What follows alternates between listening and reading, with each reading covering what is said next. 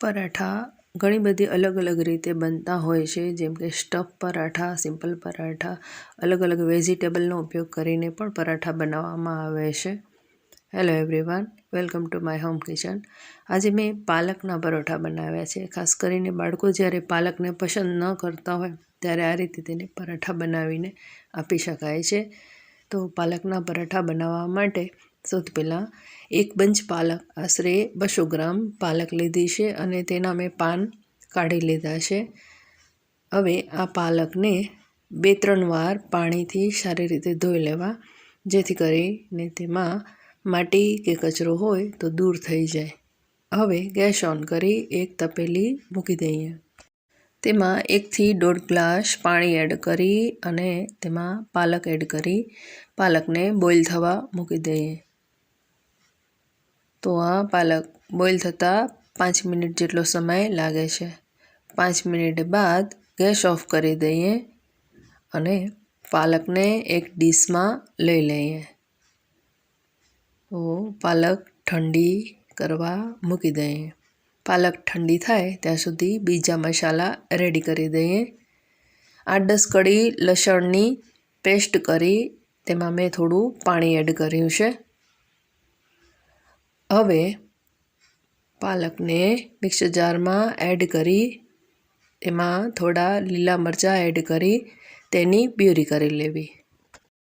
પરાઠાનો લોટ બાંધવા માટે એક મોટો બાઉલ ઘઉંનો લોટ લીધો છે અને તેને ચાળી લીધો છે. તેમાં 8-10 મરીનો પાવડર કરીને એડ કર્યો છે. સ્વાદ મુજબ મીઠું, 5 ચમચી હળદર એડ કરવી. ત્યારબાદ 1 નાની ચમચી લાલ મરચું, 5 ચમચી હિંગ, અડધી ચમચી ધાણા જીરું પાવડર એડ કરી લોટમાં બધા મસાલાને સારી રીતે મિક્સ કરી દેવા. ત્યારબાદ તેમાં 1 ચમચા જેટલું મોણ એડ કરવું અને તેને પણ લોટમાં સારી રીતે મિક્સ કરવું. ત્યારબાદ તેમાં લસણની પેસ્ટ એડ કરવી અને પાલકની પ્યુરી એડ કરવી. હવે આ બધી સામગ્રીને ખૂબ સારી રીતે મિક્સ કરી અને તેનો લોટ બાંધવો. આ લોટમાં પાલકની પ્યુરી એડ કરી છે તો તેનાથી જ લોટ બંધાઈ જશે, પણ જરૂર જણાય તો વધારાનું પાણી પણ એડ કરી શકાય. તો લોટને ખૂબ સારી રીતે કેળવી લઈએ. લોટને જેટલું વધારે મસળશું એટલા પરાઠા સોફ્ટ અને સારા બનશે. 1 ચમચી ઓઇલ એડ કરી ફરી લોટને સારી રીતે મસળી લેવું. તો આ રીતે પરાઠાનો લોટ રેડી થશે અને આ રીતની તેની સોફ્ટનેસ હશે. હવે પરાઠાના લોટમાંથી એક લુઓ લઈ લેવો અને તેને ઘઉંના કોરા લોટમાં કોટિંગ કરી અને તેમાંથી એક રોટલી વણી લેવી. હું આ પરાઠા સ્ક્વેર શેપમાં બનાવવાની છું. જો તમે ઈચ્છો તો ટ્રાયેંગલ શેપમાં પણ બનાવી શકો અથવા તમે આ રીતે રોટલી વણી અને ડાયરેક્ટ પણ શેકી શકો. તો આ લોટની રોટલી વણાઈ ગઈ છે. હવે તેના પર 1 ચમચી ઓઇલ મૂકી અને ચારે બાજુ તેને સારી રીતે કોટ કરી લઈએ. ત્યારબાદ તેની ઉપર થોડો કોરો લોટ મૂકી દઈએ અને સારી રીતે ફેલાવી દઈએ.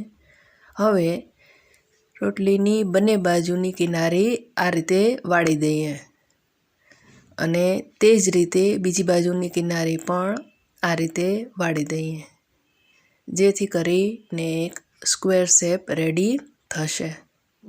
થોડું પ્રેસ કરી તેના પર ફરી કોરો લોટ કોટ કરી અને તેને વણી લઈએ.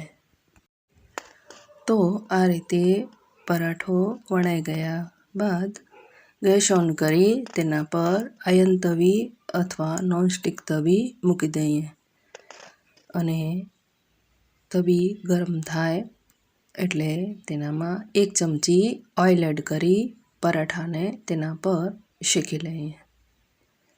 પરાઠાની બીજી બાજુ પણ આ રીતે ઓઇલ મૂકી અને તેને શેકી લઈએ. ગેસની આંચ મીડિયમ જ રાખવાની છે. જુઓ કેટલા ફૂલેલા અને સરસ પરાઠા રેડી થાય છે. આ પરાઠાને બંને બાજુ ગોલ્ડન બ્રાઉન કલરના શેકી લેવા. બંને બાજુ પરાઠા સારી રીતે શેકાઈ ગયા બાદ તેને ઉતારી લેવા. તો આ પરાઠો શેકાઈ ગયો છે, એને હું ડીશમાં લઈ લઉં. આ રીતે મેં બધા પરાઠા રેડી કર્યા છે. પાલકના પરાઠા દહીં જોડે બહુ જ ટેસ્ટી લાગે છે. પાલકના પરાઠાની આ રેસીપી તમને કેવી લાગી મને જરૂરથી જણાવશો.